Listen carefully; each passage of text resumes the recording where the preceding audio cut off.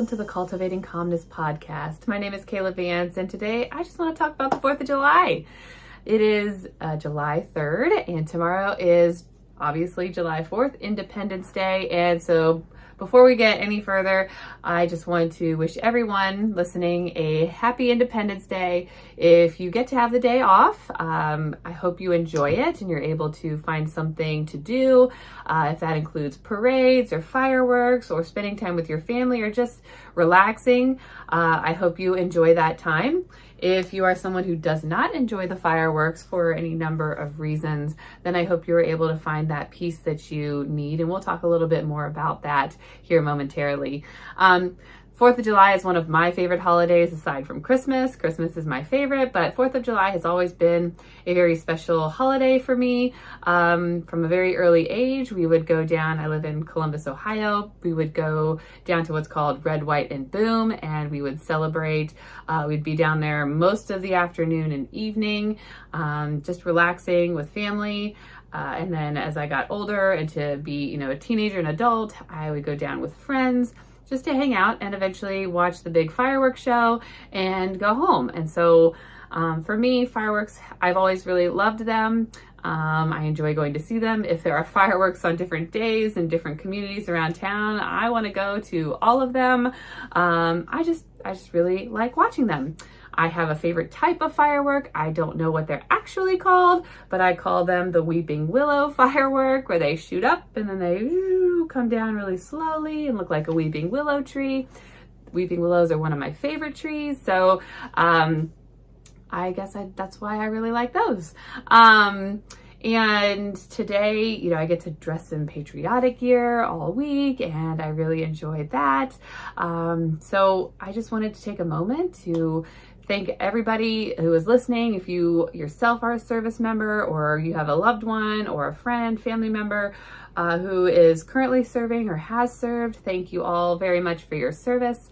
I know that I have several family members who have served, who are serving, and numerous friends who are veterans or currently serving. And I appreciate your service to this country. And, Independence Day, we're celebrating our independence from Great Britain on July 4th, 1776, when the Declaration of Independence was signed. And the things that we have today are because of the efforts made by all of those men back in that time, fighting for our freedom and our independence from Great Britain. And that's why I find our freedoms to be especially important. And, we all can have various views on what our freedoms should and should not be. As a holistic provider, I celebrate medical freedom, and I try to educate people on different types of healing modalities and treatments, and I feel that you should be able to choose what kind of treatment that you want without persecution. And if that is something that disagrees with me, that is up to you. I don't have to agree with you, and you don't have to agree with me. That's kind of the idea of freedom, and that's why we have service members that fight for our rights in our country and serve this country. On that note, obviously July 4th is a holiday where many people will shoot off fireworks, and I'm not sure when it happened, but here in Ohio recently they changed the laws to allow for fireworks where they didn't used to allow them the way they do now. So I am gathering that maybe fireworks being set off in people's neighborhoods and backyards will be even more common this year and moving forward, which can be difficult for many of, especially our service men and women, but also many others who suffer from something called PTSD. And you may suffer from other diagnoses where fireworks are just triggering for you, or you may just have experiences where fireworks are triggering for you.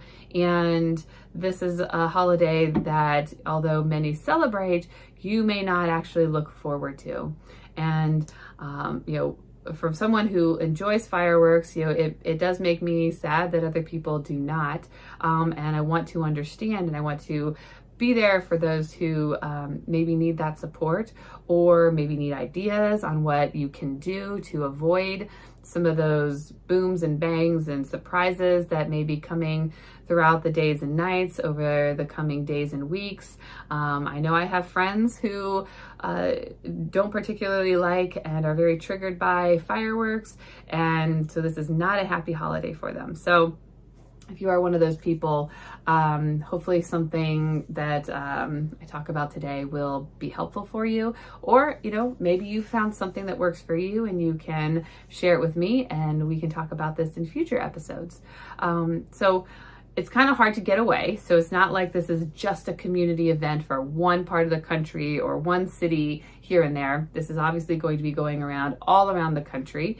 And so it may be hard to physically get away from the noise. So that may be finding places where you are aware that maybe the community isn't having fireworks. You could go someplace like that. You could go to a place in your home that is quieter, maybe playing things on the TV, watching movies and shows that you enjoy in a quieter place. Maybe turning up the volume for you if that works for you. Some people choose to wear, noise canceling headphones.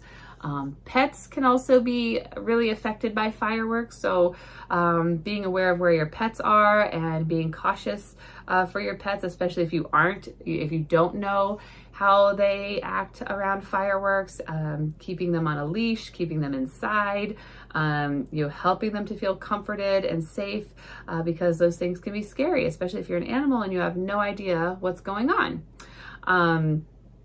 Some people, if you take medication, may take your medication, and I'm not recommending that you do these things, but if you've talked to your provider and it is recommended, I know people who maybe if they take sleep medication, maybe they take that a little early and they try to go to sleep. You may take some, there are herbs that you can take to help you relax and help you to feel calm and less stressed. So those may be things that you can physically take.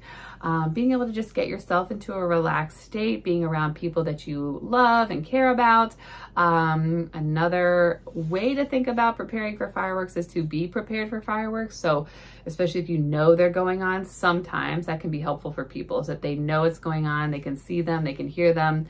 And that is better than being surprised by them. I know that I've heard them already around my neighborhood in the last couple of days, just fireworks shooting off, and you never know when they're coming, where they're coming from, and that can be scary, especially for people with PTSD who maybe have been in specifically war zones where there is gunfire and bombs and things going off and causing those same types of noises and booms and shakes, and that can be a very difficult experience. It can cause flashbacks for people, meaning it can send people kind of back to that time. It can make them feel like they're back there, and that they need to take cover, when we know, like in reality, here the fireworks aren't going to be a danger. But somebody who suffers from PTSD can really feel that, and can be a very scary experience for them.